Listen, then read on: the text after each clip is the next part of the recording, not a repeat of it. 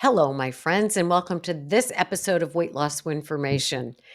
This is kind of an interesting episode for me, and I never feel I never feel nervous when I do these interviews or when I do the whole episode myself, but I'm a little nervous today.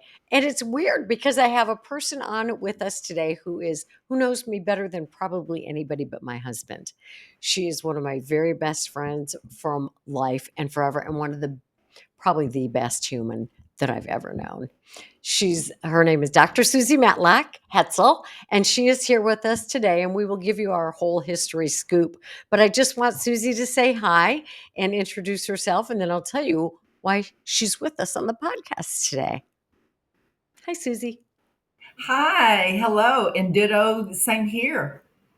You're nervous? Yes, I am. Isn't that crazy? Because It is crazy. Susie and I get together and we will sit and talk for hours and hours and hours, and then we'll just be quiet for a while. And then we'll talk and talk and talk for more, and then we'll just be so it's not like we are not perfectly comfortable with each other. She's second Absolutely. mother to my We're children. absolutely 100%. You're the easiest person to be with my entire life. So Susie and I go way back, which will tell you a little bit about our history. But the reason Susie's on our podcast today is because Susie has been an incredibly successful person with the use of GLP-1s. And she's lost a tremendous amount of weight using GLP-1s, no surgery, nothing else. And we'll talk about that. But I want to let you know our history a little bit, and then talk about Susie's weight history and her decision to get on a GLP-1. So we met when we were both interviewing, but Susie was already in school at Texas A&M. You were in the master's program, correct? Correct. Yeah, correct. Educational psychology master's program. Right. And she had applied to the educational psychology counseling psychology program, the PhD part, and I had too. And so I'm from Iowa. She's from she was living in Texas, already in the program. So I fly down there, and of course you can imagine she's nervous because she's tell about you're nervous because you're already in the program, and so that Well, I was already in the master's program, and I had applied for the PhD, and that meant absolutely nothing other than they knew me. And I had actually been discouraged from applying because I was told many times by many professors, we don't accept our own graduates to wow. the PhD program. And of course, they didn't know me, that part of me, but I'm like, tell me, tell me I can do it. I'll just do it twice and show you I can. So, but I knew it was, and I was at the time dating someone who was in the PhD program, who's now my husband. So I knew the students as well. So it was just one of those. They know me, but I'm there for them to evaluate me, not just know me. And it was a stressful time. I'll bet. I didn't realize that they had told you we don't accept our own. Did you know anybody else in the classes ahead of us that had been in the master's program there and gotten into the program? Nobody, Oh my God. nobody. I tell They had you. not. They had. I can't say they had never admitted, but the two professors that had come to me to talk with me about my application, to kind of caution me, said as long as they had been there, they had never accepted anyone either in the counseling psychology, the clinical psychology, or in the school psychology Are program. you serious? Yeah. So I'm like, ooh, my chances are slim to none. Okay, so But here the rest of us were thinking our chances were slim to none and assuming you were a shoo-in, but not no, the case at all. not at all. Not at all. And Had you as it turned out, they did some things differently when they made the selections. Normally, they place the selection list up on the hallway. They're on seventh floor, and so their students, the current PhD students, knew the take list before the people who were on the take list. Ah, Well, because I was dating that person that was in the PhD program, they didn't post it because they didn't want him to tell me. They wanted to tell me. So it was just one of oh my those. gosh. Yeah. Did that seem like a tell to you, the fact that they didn't post it? Was everybody like, "What does Oh, this mean?" Or it was a tell to me, but it was a tell. We don't want her to know that she wasn't selected by Oh, him. That was my wow. interpretation, of Oh my course. gosh. So then I want to ask you in a minute about your Mhm. reaction when you did get in. So I go down there and it was a circumstance for me such that I was like, there's a snowball's chance in hell that I'll get in this Mhm. program.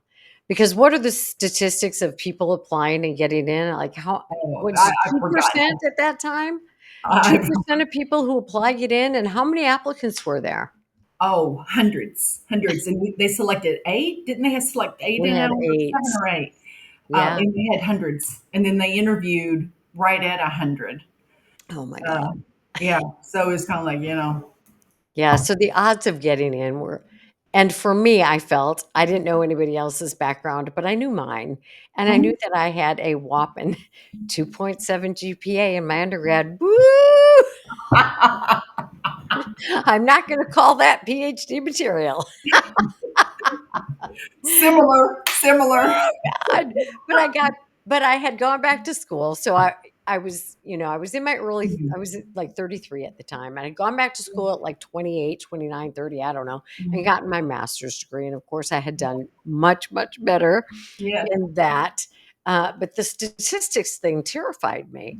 And me too. so I knew that, I had some work experience, I had some life experience, Mhm. I had personal experience having been in therapy and working as a therapist at that point. So I thought, okay, my grades aren't going to get me in because that dang GRE test we had to take. Holy cow. Jeez Louise. I didn't do real well on that either. Oh, me But neither. I did well enough to apply. And so Mhm. I go down there and not all 100 people interviewed at the same time, right? Yeah, I think right. there were like 40 or 50 of us down Yeah, there that only weekend. right, right. Mhm, It's a weekend thing, mhm. and we interviewed with groups of students, groups of professors, and it was stressful. It was multi-day. It was very stressful. Yeah, Oh very my stressful. gosh. I am I so glad to be on this side of that. Oh my gosh. I know, you just kinda hold yourself together You and do. try to get through it. Mhm, for And sure. I'm sure I've told you this before, but and Susie knows I'm not a crier. I'm not much of a crier. So we go to this whole day event. The first night we meet with the students, we all go out to dinner, and so of course it's like your first damn date, and you're all putting yourself best voice forward and all the things. And the next day, it's like you meet with a group of students. You in a group, you meet with a group of faculty, you meet with a different group, and it's like all day you're performing. Mhm. Well, after that, we go to one of the professors' houses for a cookout, and I stopped on the way to that cookout and just cried and Mm, cried and mm, cried. It was mm. just so much. It's like, my God, people are choosing you or not choosing you, Oh my and gosh. terrible. What did you do? What was your day Oh like? my word. Well, first of all, the first night was with the students, and my husband's name's Rod. So, and who I was dating was Rod.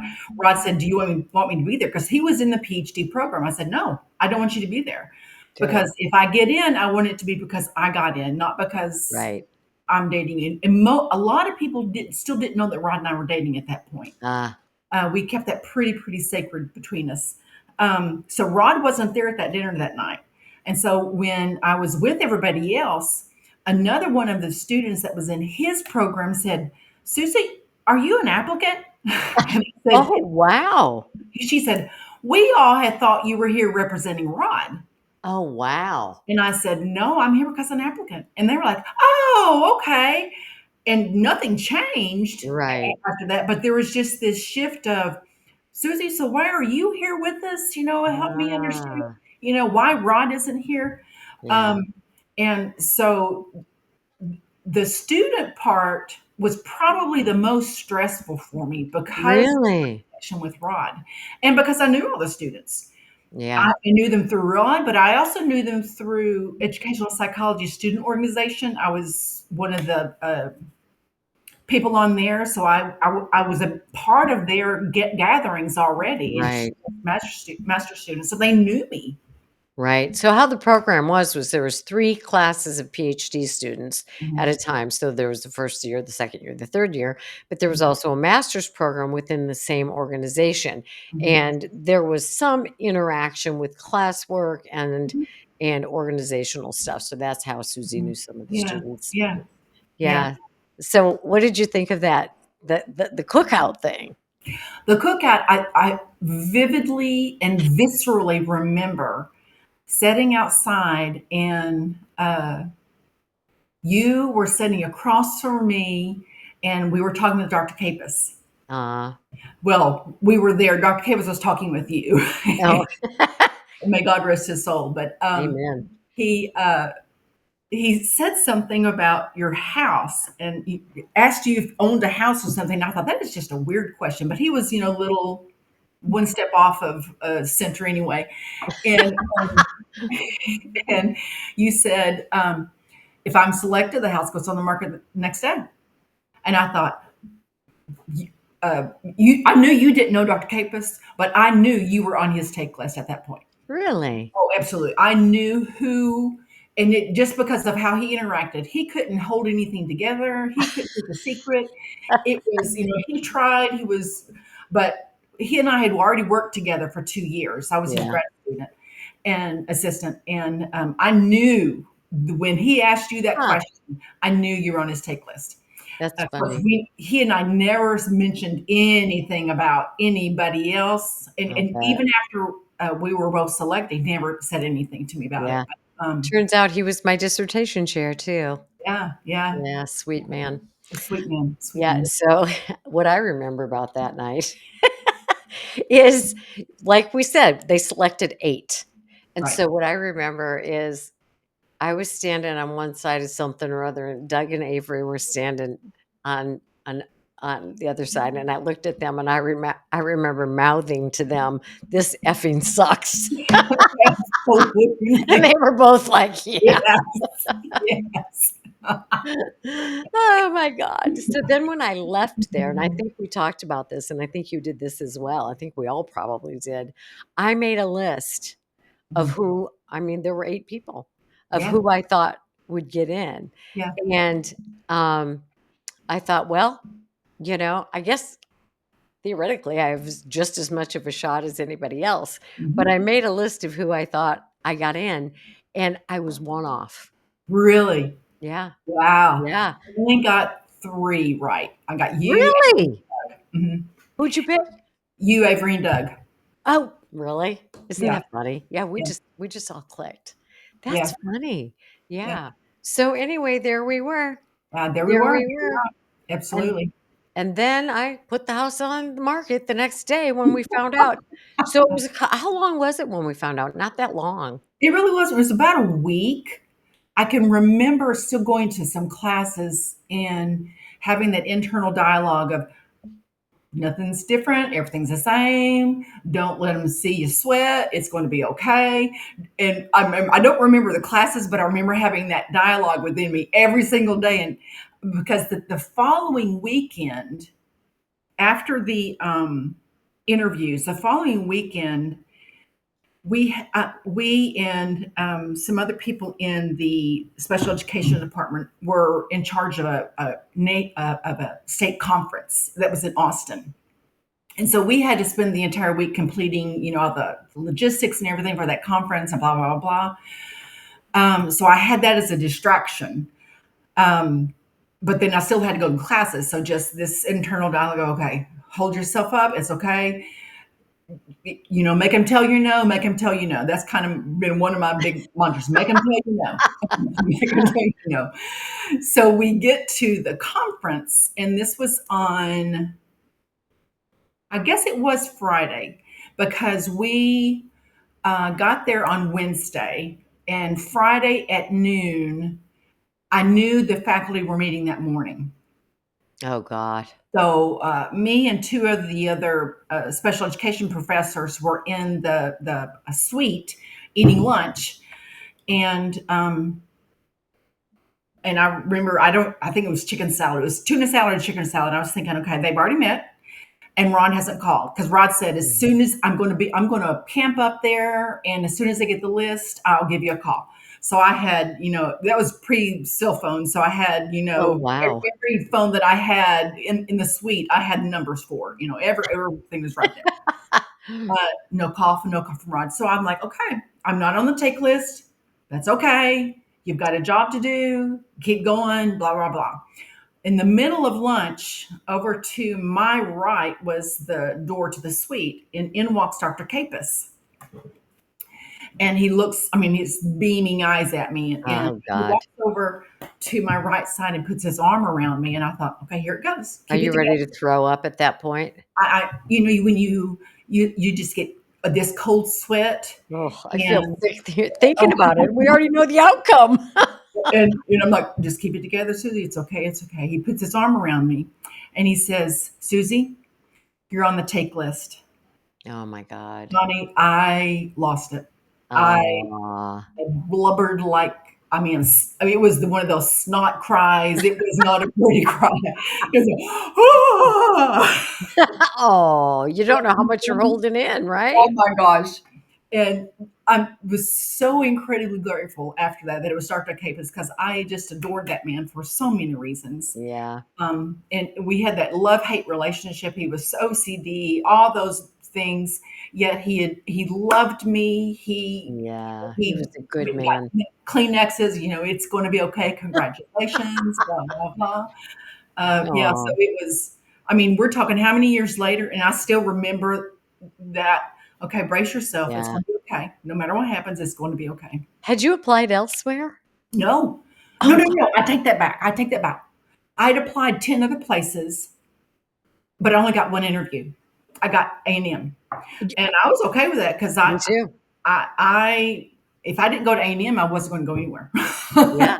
I had applied, I think, at 8, and I got one interview. I And got one. that was another thing that was really unnerving because when we get there, that interview process time, all these students are like knowing each other because they've been at all these other interviews together. And I'm like, oh my Absolutely. God, these people have like 5 options. I have one freaking interview. It's this Every or nothing. insecurity, every insecurity I had was just on full alert. Absolutely. So I was back in Iowa and I was in my master's program and I was in school at the University of South Dakota because we were right on the border. And I'm in a class and somebody comes and gets me and they're Mhm. like, because everybody knew, you know, Mhm. they were Yeah. like, Connie, they called from Texas. You've got to come back and call them. And I'm like, oh God, I'll be so humiliated or I don't know what. Anyway, I called and they invited me and I thought I was going to absolutely die. I was just so out of it from that point on. So that was in what month? May? No, That July. was in I have May. no No, idea. that was in May because I started. Oh my goodness! No, that I can't remember. I do think it was in May. I do think it was. Anyway, I had 3 kids to get out of school and into school and my husband to get out of a job and into a job. And I had to, and I slowly but surely through that process lost my mind. And I went into a the worst time of my life. Mm. I went Mhm. into a horrible depression where I was Mhm. plagued with OCD anxiety, like the worst Mhm. I've ever had, because we lived in a pop-up camper for 8 Yeah, weeks with yeah, our I remember 3 that. children, our Yeah, dog, and a freaking hamster. yeah, We're at a KOA campground. yeah. Everybody has kinda said goodbye to me, so I'm kind of off everybody's radar, I'm like, "I'm not gone Mm. yet." And my husband, back in the day, wearing a suit and tie to work, he gets ready in the campground bathroom. So we come down to Texas and we look for a house and we thought we have them. We drive back, and all this time, mind you, I am slowly but surely losing my mind. My Mhm. baby is dying. Nobody knows how I'm falling apart. Only I know. Mhm. So we get back from Texas. We put an offer on a house. It falls through. A, Oh, we have no money. We are, so everything's so crazy. So my son and I, who was like what? He was in 5th grade. How yeah, old they was were he little. at that Mhm. time? He and I drive back down by ourselves, find a house, sleep in our car because I have no money. Mhm. Just crazy, right? It was awful. I mean, really, you'd think back of that's when life really took a 180. But man, it emotionally, Oh, it does you in. it absolutely just completely shreds you. So we get there, we get the kids in school, and I'm still falling apart, but I can't let anybody know it. I'm like, Mhm, mhm, if they knew what I was thinking, they would take my children, I would be mhm, hospitalized, it would be over. So I have to at least hold myself together. mhm. And I thought if my kids can go to school, I can do this. Well, then my dad died. Right. And I'm like, can I go home for the funeral? I just started this program. I don't know. And there was Susie. Mhm, And I remember you took me out for coffee. mhm. And I parked your car anyway, your car got towed. I don't know if I even ever paid you back for that. I was in such a disastrous state. But I you remember it sat well. there and you let me cry. And from Absolutely. that moment on, that was the end of it. We were best friends. There was no going back. There was this blood connection with you that it didn't matter what happened. You were a part of me forever and ever. And I remember when we were talking about that, and I thought I can't even, because at that point I still had both of my parents, and I thought I can't even imagine being here doing this, and everything about you and your personality is being questioned in all these classes. I have every pathological personality disorder they're talking about. Exactly. And now my dad dies, and now my children. And I thought, okay, I've got to go get some money. She's got to have some money, just in case she has a flat tire. I I don't think I've ever told you this because I put it in an envelope and I sealed it and I That's gave you the right. envelope. You did. I could only find $80. I couldn't find 100. And that is all I had to my name. But I Oh thought, my you know god. what? At least she won't be stranded. She'll find something and she'll be able to get back. She'll be able to get back home, is what I said. Oh Um, my god. but you were like, "Oh, I'm not taking that." Oh, yeah, you are. There is. I mean, I'm not asking you to take it. I'm saying you're You do taking not argue with Dr. Susan Matlock-Hetzel, I will it. tell you that. But I would, there was just that. Okay, we are sisters. We are. Greatest human being I've ever known and Uh, loved. Same here. Same here. So, Susie, I started getting better because I finally went to a therapist who convinced me that I Hmm. would be probably institutionalized without medication, and so I took the Hmm. medication, and I was like 5 weeks later, I'm like, "What was the matter with me?" I Hmm. mean, it was s I'm telling you, such an advocate of an antidepressant. Absolutely, 100%. Yep. Totally saved my life. Oh, and then there was the day, Susie, we must tell everyone, the aggressive me. Oh my gosh, this is You this tell the is story. so parking at Texas A&M. Even then, today it's worse. But you had to park on the periphery. There was no going. There was minimal, if any, driving inside campus. Now there's none, but all parking was outside, and you had to park. I mean, way back, back 40 kind of situation. And of course, then you had all, 40, 50,000 students going for the same parking spots. So you literally had to get to the parking places at least an hour, if not 2 hours before your class to even try to get to class on time. So I am, making my fourth round of this parking lot. And finally, I see some backup lights coming on. So I am booking it down the aisle there. And then this SUV comes out of nowhere and zips into that space. Oh my goodness. I thought I was going to come unglued. I almost lost my religion. But I'm like, okay, fine. Well, then, another one pops up. Well, who gets out of that SUV? But And I was like, "Oh my god, I wasn't supposed to know the person I just cut off and stole their parking spot." I'm like, oh, okay, I get it. I don't know. I swear to God, I don't know how you stayed with me. Here, I get your car towed. I have no money. I'm losing Oh, my brains. this has been a mutual love and Oh my God. tolerance on both of our parts. So So then Susie became, and Rod became the second set of parents to my children. absolutely adore those And children. we were all in their wedding. Yes. And let me tell you, Susie made her own wedding gown. She's just some kind of spectacular human. Mm. Anyway, so we've been friends always and forever. We had a little, as friends do sometimes. I went through another bad time and I didn't behave nicely. And And me either. and so then we had just a little separation for a minute, but here we are now traveling back and forth to seeing each other and no time has passed at all. Not at all. That's what love does. That's what authentic love does. Sometimes love has to take a pause, but love always finds its way back. And Absolutely. the love that we have for each other is never ending. I'm just going to cry. Okay. So let's talk about the Yes. weight stuff. You Yes. know, when I talk to people and I talk to them about weight issues Mhm. and people are so down on themselves, I say, listen, Mhm. think of the people you love the most and the people who love you the most Mhm. and the qualities you love about them. Mhm. Weight is never on that list. It's not in factor. I Right. didn't even to me, I didn't know you were even overweight. Right. It wasn't And you even said that to you me were one time. You're Susie. like, "Are you overweight?" I'm like, I would never even have thought of you as being overweight. You were just my Susie. And that's how I "Mor always refer to you, my Susie. morbidly obese." So tell the story. I mean, tell your weight history. I don't even know it. You know, food has always been, if I have a drug of choice, I guess food is my drug of choice, my comfort.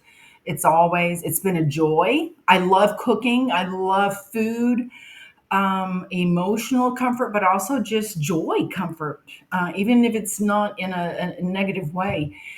I have always, uh, I said always, I have always had been overweight. Even as a baby, I've got pictures. I am,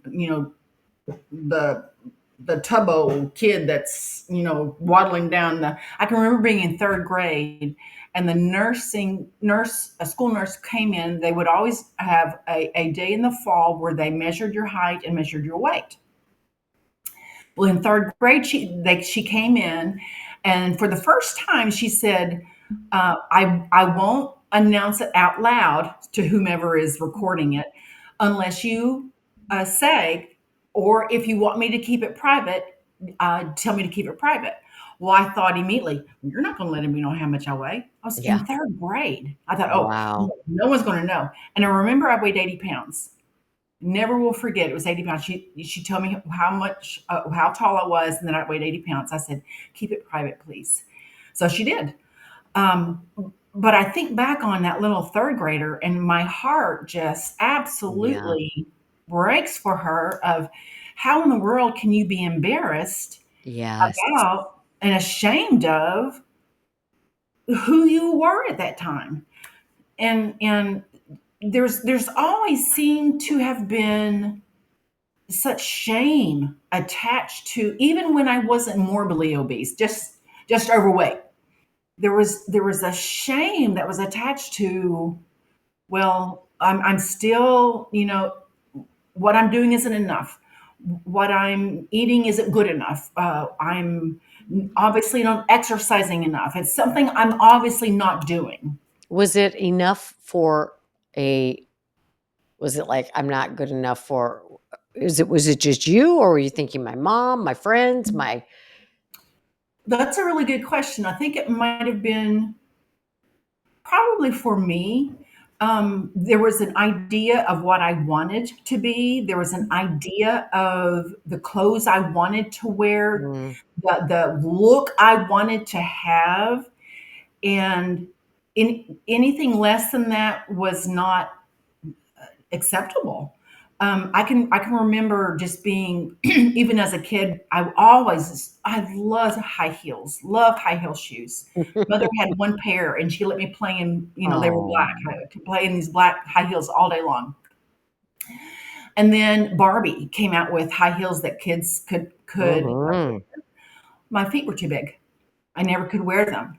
So I remember feeling bad that my feet were too big. Not that they were too long, but they were too fat, is how I interpret them. And Oh. these are Barbie shoes. I remember, when I was probably maybe 9, 8 or 9, around there, probably into second, first to third grade, when I got too big for Dad to put me and ride me on his shoulders. And I Mm. remember the day he said, uh, "Pumpkin," he'd always called me Pumpkin. Pumpkin, you're getting too big for me to carry you that way. And I thought, oh no, I'm fat, I'm fat, I'm fat. Oh my goodness. And so it really wasn't as much of as an acceptance of self confidence or self esteem as it was, I'm lacking and you're not getting it right. You're just not getting it right, Susie. Was There's something you're missing. Were there any food issues or weight issues in your home? No, I didn't think so. not at It all. wasn't nothing. Did anybody at school say anything to you, or did you just The only person who said something, I was in fourth grade, and I won't say her name, though I remember it vividly. She's still alive, Lord bless her. Um, we had this little friend group that you're met gonna write her a letter, a therapeutic letter? at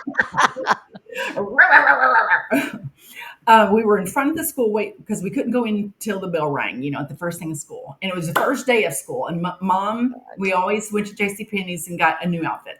And it was a bright sky blue shirt. And it was pinstripe, rainbow pinstripe white pants. Oh my gosh. I just felt like I was on Brady that. Bunch. That's who I was. I was ready to start my stuff in fourth grade. And so all my friends get there and they're like, oh, it's really pretty. I said, oh, yeah. And I didn't have to buy Huskies Mm. this time. And my friend goes, oh, right. Oh, And ouch. so for me, I was always such a super, super sensitive Oh, yeah. child, super sensitive, just empathy out the wazoo, uncontrolled, can feel people from little. So any statement like that, it was a knife. It sears my soul of, oh no, Susie, you're doing something wrong. Oh no, Susie, you're doing something wrong. You shouldn't have said that. Oh, I didn't know it was bad to be in the husky sizes. I didn't know it was, Yeah.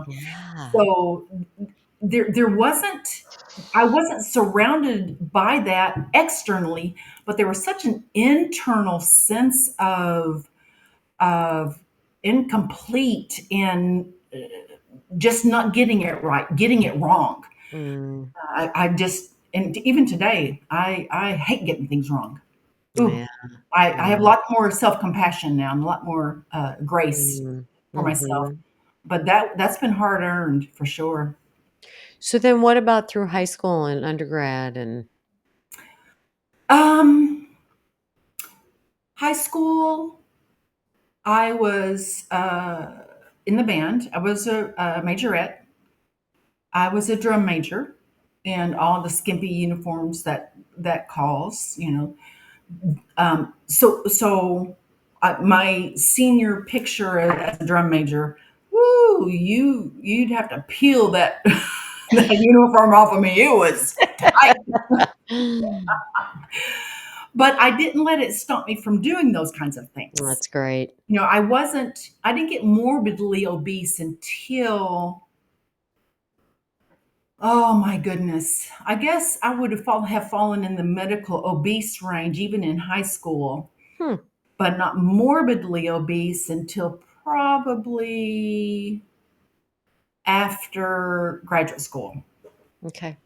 Until I actually got married, unfortunately.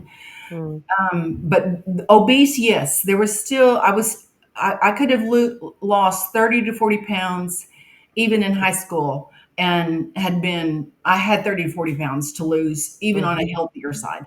mhm, But I still was very active. Of course, I was raised in a very small town.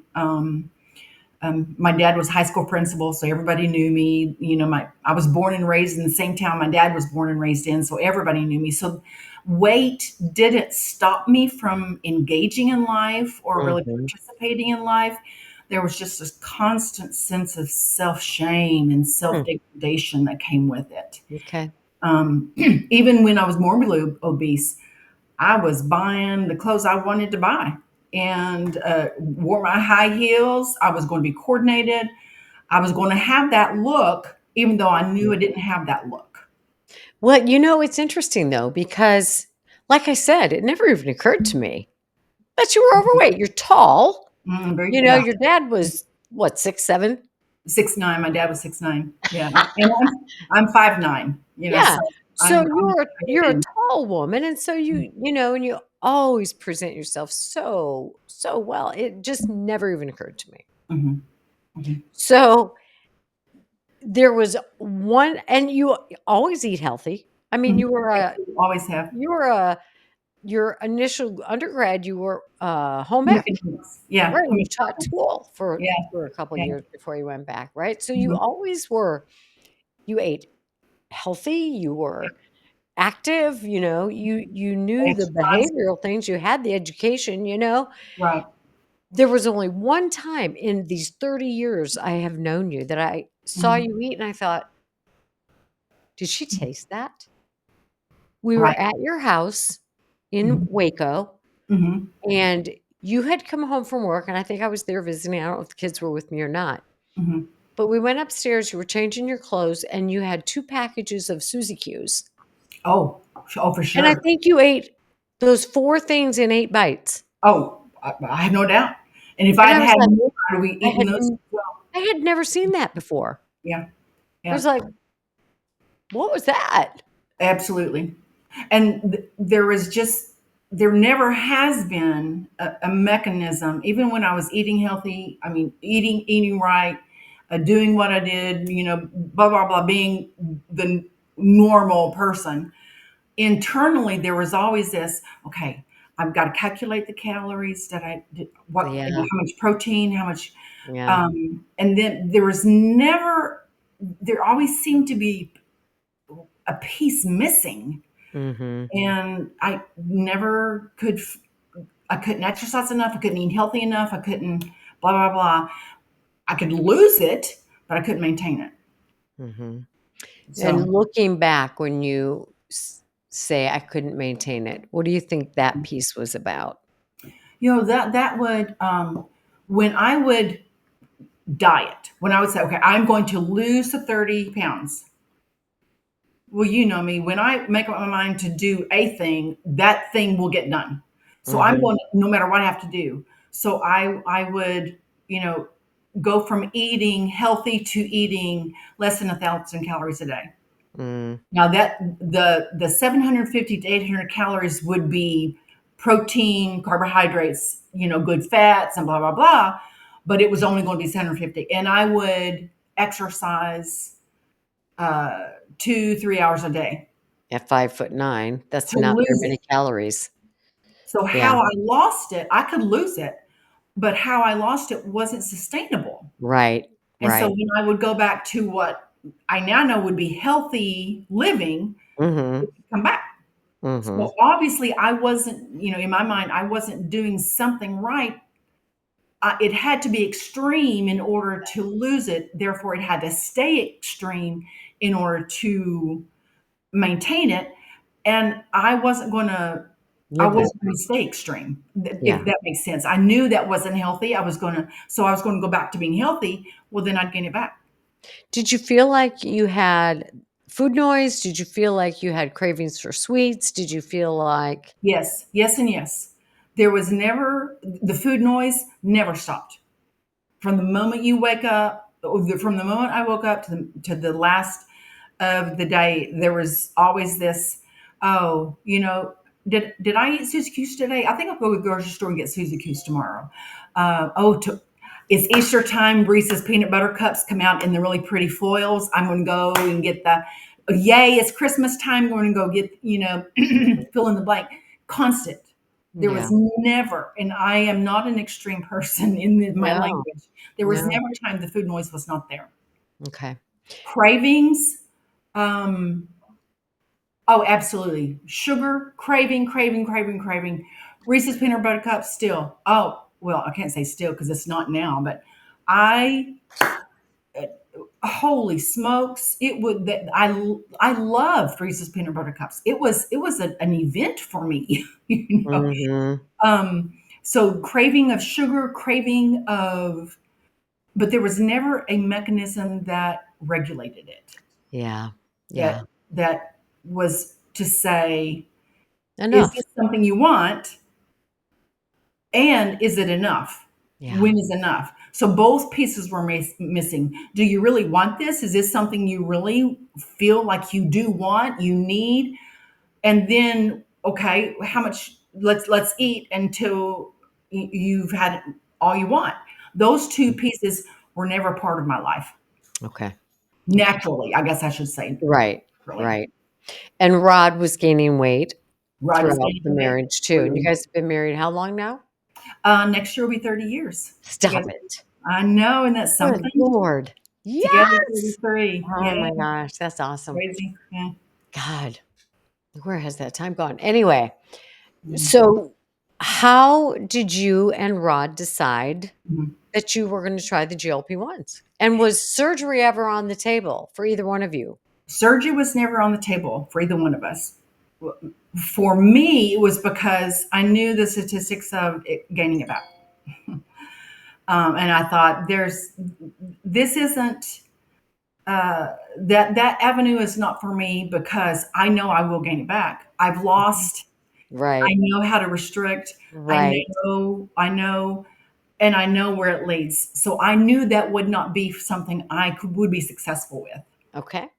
Um, and I have many family members that have been successful, but I knew for me, given how life has been, I knew that wasn't going to be an option for me. Mhm. I was working at a family medicine clinic for a hospital here in Waco, and one of the primary care, I was in the primary care behavioral health, so I was working with primary care physicians and as a team. And one of the physicians had gone to a clinic on the GLPs. This was back in 22, if I'm getting my years correct, like August, September, maybe closer to September, October time. She had gone to this clinic and we had an in service. She gave us an in service about the GLPs and how research was showing such such good results with weight loss, mainly with tirzepatide at the time, but with the semaglutide as well, but better. And so she gave us all the rundown on both the semaglutide as well as the tirzepatide. And the minute she started talking, inside I'm like, there it is. That's the piece that's been Wow. missing. I don't know biologically or scientifically what it is, but I intuitively I knew Mhm. that was a piece that was missing because it had Mhm. always felt biologically incomplete. Right. You knew something was not working, You functioning it correctly. was just off. Mhm. And so after that, in service, I went to my desk and I called my PCP. I said, I need to make an appointment. And I got to that appointment. I said, okay, I want you to prescribe Manjaro for me. She's like, why do I need to prescribe you Manjaro? You are not diabetic. Yeah. You have no secondary. And I said, listen, this is what I know about it. So I just kind of reverberated everything the Right. physician just taught me. I said, and I know, just give me a chance to see if that is Good for what I think is you. for me. Good And for he said, you. yes. And this was before, the time when long before it started getting Exploded on the market. exploded on the market. So I started right at the end of October of 22. And then by March of 23, I had lost 80 pounds. And Golly. March of 83, the pharmacies stopped filling the prescriptions for anything other than diabetes.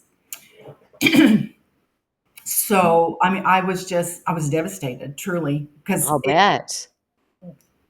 I don't know that I could really articulate the difference between in October to March, but there was such a normalcy of life for me. Oh, that is so beautiful. Then there was no food noise.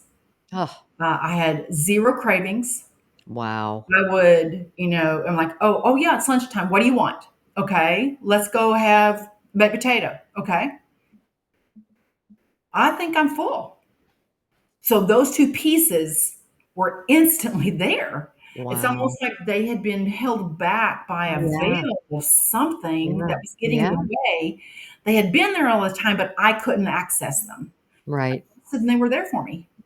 Right. When they stopped, well, they stopped prescribing, not prescribing. They stopped filling the prescriptions unless you paid full price. Well, that wasn't going to happen. Yeah. So, Can I interrupt for just a minute? absolutely. When you talk about what a difference, the food noise was gone. I felt Mhm. satiated. I didn't want to overeat. And Mm, remember at the very beginning, I said when I took that medicine, it was like 6 weeks later, I was like, "What was the matter with me?" exactly. I mean, there are malfunctions in our systems, and they may 100. not be malfunctions, but something's akimbo. It was there was something off, Yeah. and Connie, it instantly, in my case, all I can speak to is my experience. Instantly was not there. Yeah. Instantly, I was what I would say a normal human being is able to do, of being able to Yeah. say, what do you want? No, that doesn't sound real good. It didn't matter if it sounded good or not. I was going to, Right. and then Right. now I'm like, oh, no, that sounds pretty good. No, I don't think I still haven't had a Reese's. This is, July of 2025. I still haven't had a Reese's peanut butter cup. Oh, wow. I got Wow. to tell you, the thought of having chocolate candy just like, ooh, I don't think my system's going to do that real well. So Mhm. I might, let's, but yeah, still don't. Yeah. So, now you were at this point where they were like, "Okay, it's full price. Now what are you gonna do?" Well, I went back to that physician. I said, I can't afford, and I get the moral dilemma. I get that I didn't have any secondary uh, complications from my weight. At that time, I weighed 250 pounds. Well, Right. before this started, I weighed 250 pounds, Right. but I had no health complications because of it. Because I was eating healthy, I was still exercising. Right. There's Right. just You knew the behavioral component. I knew the behavioral component, and then there were times that I would eat, 10 packages of Susie Q's and not even remember that I had 10 packages of Susie Q's. Right. So I went to her, I said, what other options do I have? And she said, I've been told that there are some med spas, and not all med spas are created equal, is what she said. Some physicians who have med spas that are doing compounds. So I went around in Waco and I went to a few pharmacies that were doing compounds, and none of them were doing compounds for tirzepatide or the semaglutide. So I went to her. I said, "Do you know?" And so she gave me the name of a med spa outside of Texas. Mhm. She said, "And I know the physician. He's an ethical physician. Good. He will follow you, and but you're Awesome. going to have a prescription from your primary here." Well, I already had that, Yeah. so I got in touch with him, and he said, "Okay, this is the deal. This is because it's in short supply, but once they make enough, this stops. And Right. I'm only going to be able to do this if we stay in contact, blah, blah, blah, That's blah, blah, blah." awesome. So you made sure it was ethical, you made Absolutely. sure you knew what you were getting, you made That's right. sure and they made sure you knew. Yes. And I investigated and looked into the pharmacy that physician used Yep, so for the compound important. because it wasn't FDA regulated or anything at that You point. didn't buy it on Amazon I did not buy it on Amazon, no, because who knew or what. at the local, That's Stop right. and Shop. That's right. Billy Bob on the corner Yeah. here would have, no, I wanted one, I wanted to make sure my physician knew what I was doing. And I wanted to make sure that physician was going to be as ethical as possible and as legal, because at that point there wasn't any legalities of getting it from an outside state and Right. having it brought in, that kind of thing. But he was very upfront to say, once this is done, it's done. Mhm. And so I started on compound at March, and then by March, April, by May, I had lost the 20, 25 more pounds. Wow. And at that point, he said, we need to, because I was on the highest dose at that point. Hey, I I was just didn't gonna have, ask you about dosage. Yeah. and that's the one thing I would do differently. And we can get to that. But um, I was on the highest dose, and he said, we've got to cut it down because and I was still on tirzepatide. There was a point where financially I moved to semaglutide, but I just didn't have the same results in terms of food noise and cravings that I did Okay. with tirzepatide. And tirzepatide, even compound, was cost more. So I said, I got to go back to tirzepatide. So he did. He moved back to tirzepatide, and he said, but if you have lost, if you're a BMI, your blood is all good, your BMI is there, you can't stay at this highest dose. You've got to cut down. And so I went from the highest to 10, Did that and scare you? it did. It did. I Mhm. thought, wait, at this point, I haven't had a year of normalcy. Mhm. I don't know how any other way to say it, but Yeah. I've been normal. What I just have an idea of a normal Right. relationship with food, with Right. me, with the world, with clothing, with everything, Yeah. and don't take the thing. I know the piece of puzzle. Don't take Right. it from me. Yeah. So I said, okay, can I? And I was in touch with him every week, and I said, okay, That's I'm doing good. okay, I'm doing okay, doing okay. And so I've been on 10 since then, That's and great. So that's only the 3rd level up, right? that's There's correct. 5, 7.5, 10? That's correct. Yeah. Yeah. And then when the compound went away, I went back to my primary care, and I'd been in contact with my primary care too. She Sure. knew everything we were doing on the other end, and asked if she would prescribe me. It had moved to Zepbound at that point, marketing wise, Right. and now I'm on Zepbound, and I get it straight from Lilly, not from our pharmacies, but straight from Lilly. Very good. And no side effects, no. None. Now the first, I would say probably the first 2, 3 months, it wasn't for the faint of heart, because I stayed on the lowest dose for 4 weeks. Mhm. Then if it's going okay, you can go up to, so you have to stay on it 4 weeks before you go to the next dose. Well, Mhm. I was going to go to the next dose no matter what.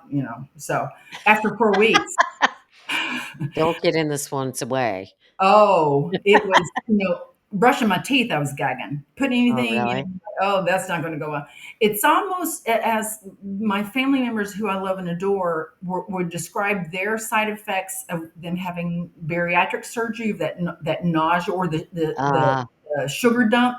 I would right. have those with Oh, that first month and 2 months, but I was going up too fast. oh, I wasn't okay. allowing my body to adjust, and I wasn't adjusting as my body was adjusting to Right, this new metabolism, this new right. chemical composition. But after about 3, 4 months, I didn't have any. I haven't Great, had any symptoms since. great. And Rod has also lost 90 pounds? We both lost over 100 pounds Wow, and are maintaining it. and are And maintaining you and I talked about, how lifestyle is critically important along 100%. this whole way, and you and I were talking about how some people think it's the magic bullet, No, which no. nothing is, but Mm-mm. you and Rod already knew the lifestyle. Yeah, we A were health already You knew what a doing, healthy lifestyle was, and we're living it. and we're living it. Um, Mhm. I can't even begin to tell you. This was about this being the missing piece, not Yes. about being the miracle cure. Right. We still go to the Y to exercise, to I lift know you weights, do. to we still supplement with protein shakes when I don't think I've had enough protein, and I'm full. That's what my liquid is. I'm drinking protein shakes. Mhm. I still count my protein. I don't count calories. I don't count anything else. But I'm making sure my protein is and it is there because Right. I know that's why it is sustaining my body. And as I get older, the system changes to begin with. Sure. Things start dropping, and whatever. You've got to really be purposeful about bodies changing even as it's That's right. Yeah. moving forward. And as long as I've known you, you've eaten healthy. And as long as Absolutely. I've known you, you've been Mhm. active. So for you, this truly was a missing piece. And This what was a godsend. What a it really godsend. was. And it was Just what's so funny is I knew it. The minute she started talking, I thought, this is it. oh, love This it. is it. This Yeah. is this is it. So what do you say to people when they say, well, you have to be on this the rest of your life? I say I also take a multivitamin every day, and I'm going to take a multivitamin every day for the rest of my life. Mhm. I also take vitamin D. And I'm taking more because of being 60, almost 65, 64 this year. My bone density is decreasing. I'm taking vitamin D every day, and Mhm. that's never going to stop. Yes. Um, this is essential. Mhm. Yeah. This isn't, oh, I finally now can go back to just being normal. No, normal for me was abnormal. Yes. That This was your normal. that That wasn't was your normal. normal. That's right. Just So like my brain chemistry's normal 100%. until I got that oil in that made it feel better and That's right. function more That's right. The, appropriately, uh, and I and still take that oh, for sure. I 30 years joke, later. but I'm not joking. They'll take it out of my cold dead hand Yeah, because this is. I cannot go back to not being able to live life. I've right. always been able to engage in life, but now I'm thriving, Yes. and there is just no going back. Yeah, And I hate the politicalness of this. I hate the shaming of, oh, yeah. you lost it from the medication. No, no, no, no, no. I know how to lose weight. It wasn't Right, about losing weight. right, It was about being whole, about being healthy, and I right. am, and I'm going Yeah. to stay that way. And I love it for you. I Mhm. absolutely love it for you. And when Susie and I, and because I've worked in bariatrics for so long, I eat like I've had bariatric surgery. I eat every 4 hours. I eat protein first. I don't eat big Yep. meals. So Susie and I went to we spent a weekend in Dallas over Easter, right? Yeah. And it was so funny. We're like, let's go to the store. We got our yogurt, we got our berries, we got our protein drink. I mean, we just, it was I just can't like eat. eating like a post-op. Rod and I still stand amazed of, we'll go to eat Chinese food, and we're like, okay, I had a piece of chicken, I've had, a little bit of rice, I've had some soup, and I can't eat anymore. But Yeah. then, a couple hours later, I'm eating some yogurt. Yeah. Or a couple hours after that, I'm eating a protein shake. Exactly. So I'm able to hear and I'm able to listen to my body in ways that I have never, ever been able to. And my Right. body is doing what it's supposed to be doing. And I'm Right. grateful for it. Right. And for people whose bodies are missing whatever that link is, I love that this is available. Oh, absolutely. You 100%. know? And I think there are people just like anything, there are people who want it to be the magic pill, which it is, Mm. they want it to be the magic, and it's not. You have to live the lifestyle. You have No, to, you can't right. think, "This is it. I don't have to do anything." You have to listen to your body. You still Yeah. have to eat well. You still have to make sure you eat enough Oh, to get the absolutely. nutrition that your body needs. What has become even so clear is where those behaviors went from there was no yellow flag saying enough is enough to I'm going to eat this entire bag of Reese's peanut butter cups. I don't care Mhm. how I feel or what happens afterwards. Right. There is such a delineation now of wait, if I go beyond this, it's because I'm choosing to overeat. It's Right. because that's habitually what I was doing, Right. not because I couldn't stop myself. It's just what I Yes. did. So Yes. if you're not listening to that, you can overeat this. Okay. You can continue doing what you've always done. That's right. Hear that loud and clear. And I Mhm. love that you're making that point. And I love seeing you and Rod hopping all over the country, Oh my gosh. doing your baseball tour. Yeah, Um, living and our best life. Susie and my daughters and I are going to Italy next year, and we're going to be roaming all around that Amalfi Coast. I cannot wait to be Yes. with 3 of my favorite people, those girls. I Oh, haven't had that concentrated time with them in years. I know. And with you, oh, And mm. I'm coming out to see you in just a few I weeks. know. I So can't wait. I yes, can't me wait. too. I love you so I much, and I do. appreciate so much you sharing all this invaluable information and your experience. It was very vulnerable and personal, and people need to hear all of that because you're doing it right. You're You're very doing it the welcome. healthy way. You're doing it the right way. You're doing it, with thought, with medical advice, with medical Absolutely. supervision, every Absolutely. step of the way. 100%. Yeah. My honor, my friend. Any take home messages? Don't do what you got to do. Do what you got to do. I'm done with shame. Oprah said that one time. I'm done with shame, Amen. and this works for me, and I will shout it to the tops of the heavens. Thank you, Jesus. Amen. Same with me with Paxil. I'm a Paxil Absolutely, woman. absolutely, It's yep, literally saved my life. for Yeah. sure. And I take that for the rest of my life. So, Mhm. you know, we do what we need to do to function best and be That's right. healthy in our lives. That's right. All That's right. right. And we go to therapists like you and me. Absolutely. I have my lady. I do too. I love you, Susie, and I'll talk to you soon. Thank you again so much. Bye. Right. Bye.